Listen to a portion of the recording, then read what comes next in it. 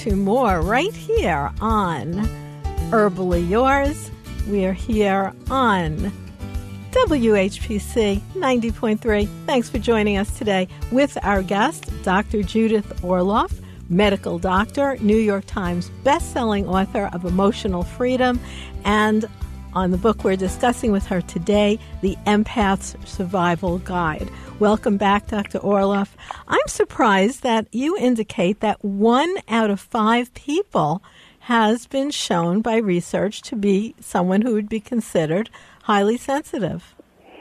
Yes, that's what research says, but I personally feel that that number has gone way up with the increased stress in the world now. As people are encountering more stress, more horrific events, more negativity than ever, and even the, quote, non-empaths are becoming empaths because their sensitivity is getting beaten down and they're feeling things they've never felt before.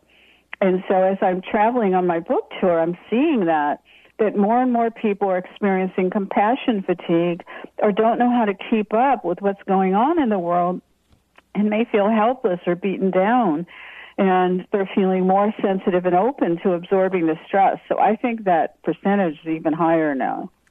And I was surprised that it would be 1 out of 5. That sounds really high. So if someone has been coming up against, let's say, being diagnosed with depression or anxiety, and they've been on various pharmaceuticals and they don't feel it's been helping them, which of course leads to additional depression, when they discover something like the Empath Survival Guide and look at this questionnaire and they can relate to it, do you find that that gives them hope? Oh, total hope, because they finally have identified what they are.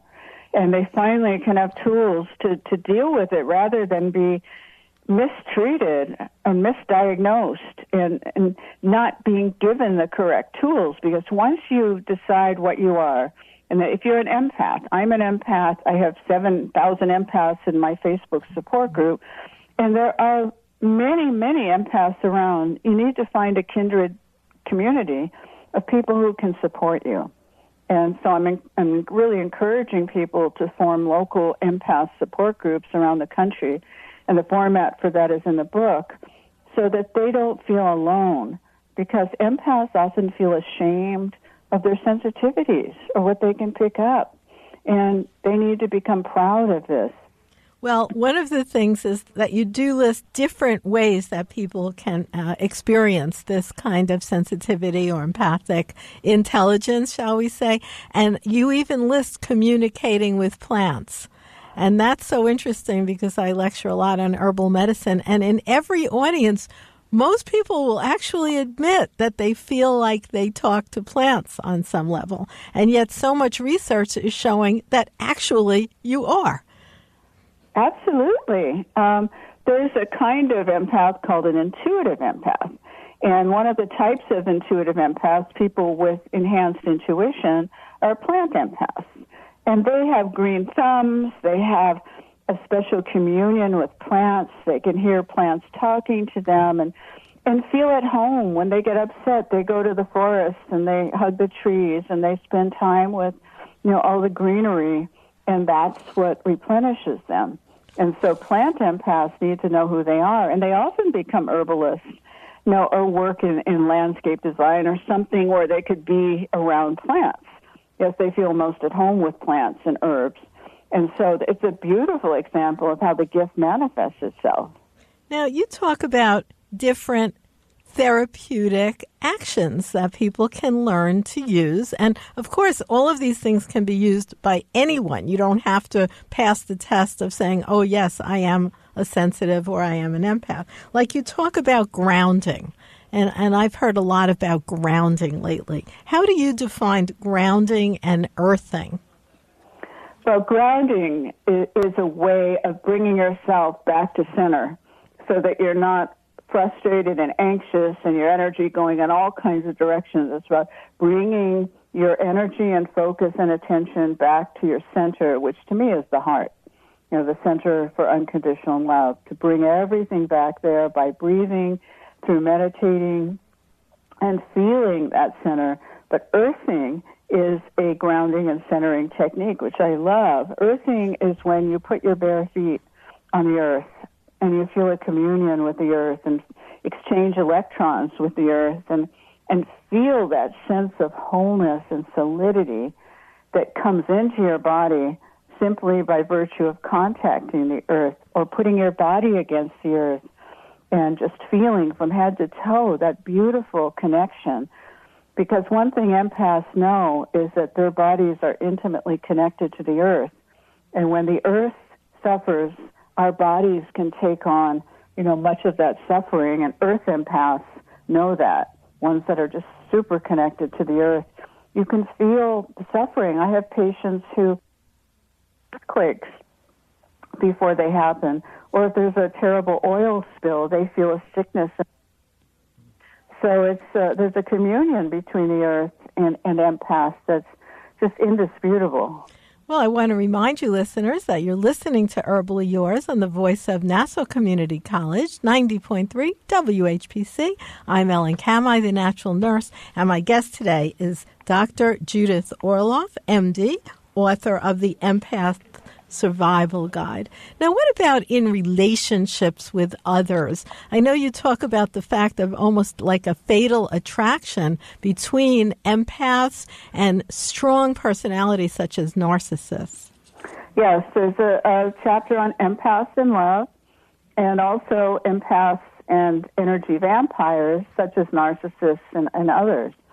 And so it's important that empaths don't absorb the energy of draining people I call energy vampires, and there's a toxic attraction between narcissists and empaths. And empaths are giving and loving and good listeners and, love to please other people, and the narcissist is the exact opposite, where they have what's called an empathy deficient disorder, meaning that they don't have empathy in the same way as we know it. And so they don't care about your feelings, basically. But because they put on such a great front in the beginning, a charming front, and they seem like they care, and they say exactly what you want to hear, that an empath gets reeled in.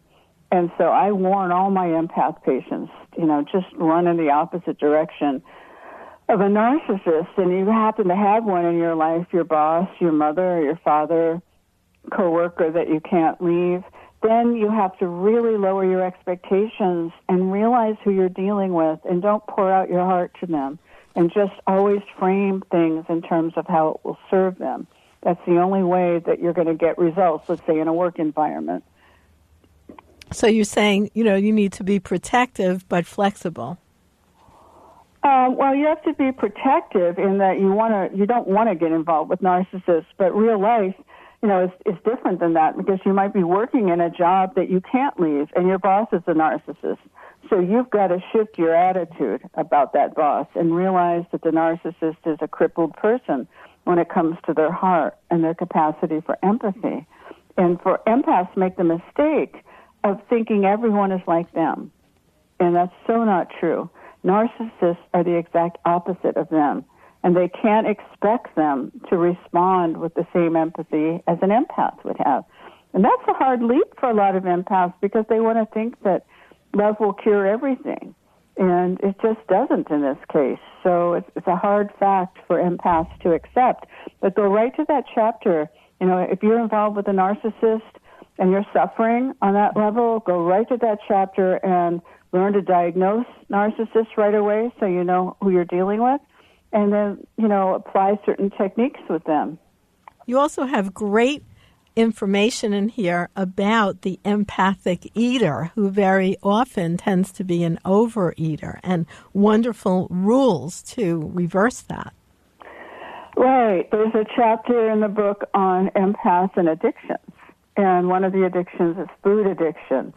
And what's interesting is that many empaths put on the extra weight in order to have the armoring to stop absorbing the stress or negative energy from the world. And they do this subconsciously, and they're energetic overeaters. And so if you don't have that energetic piece to overeating, you won't fully understand what's going on with overeating. And once you learn how to ground and protect yourself in other ways other than building fat on your body, it can be incredibly liberating because then you won't have to turn to food as much. Well, you have so many, as you call it in the book, the Empath Survival Guide, life strategies for sensitive people. Everything from identifying for yourself if you are one of the, at least 1 out of 5, and Dr. Orloff says even more than that, if that is you, how to recognize that pattern, how to delve into self-understanding, and lots of tips on how to support yourself as an empath or a sensitive person. So I want to thank you so much for being our guest today, Dr. Orloff. Oh, you're very welcome. And I just want to mention I'm going to be at the New York Open Center in Manhattan in October, which is, I believe in your neighborhood. And everyone is welcome to come to learn more about being an empath. Yeah, it's a wonderful place. I've taught there myself many times. It's right in Manhattan, and it's a beautiful space, so it will be perfect for your workshop. Thank you for sharing. Oh, great. Thank you. Very good. Well, I want to thank you, listeners, for joining us once again for Herbal Yours, which is right here on WHPC. 90.3, Nassau Community College, Garden City, New York. For further information, email whpc.ncc.edu.